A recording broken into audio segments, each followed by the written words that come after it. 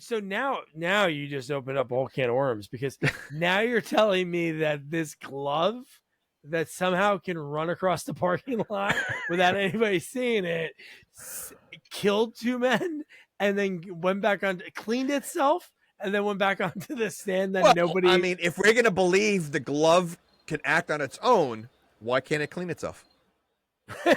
Could you imagine that scene? Like, of just the glove jumping, hitting the sink, and like under the water coming out. I mean, I mean, think about things that are possessed, right? If something's possessed and it's able to do one thing, why can't it do another? That's true.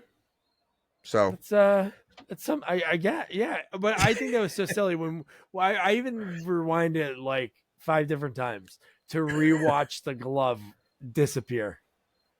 Like, he's in my head, I'm like, it must have ran across the street. Like, really, because he's not dreaming yet. And we see this glove in normal time, right? In a normal space, everyone's awake. There's no like trickery. And we see this thing there. And then when they cut to him pulling out, the glove's gone. but and again, the glove, wasn't it robotic? Like, it wasn't a glove. Wasn't it a hand? It was like it was a hand, yeah, hand, it was like robotic. a Terminator hand. It was a Terminator hand.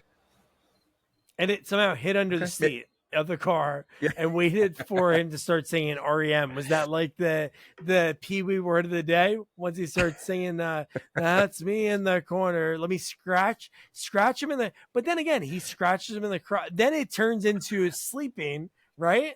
Because there's the cuts of the. You see the cuts in the seat, and then when he looks at his crotch, there's no cuts. So I don't know.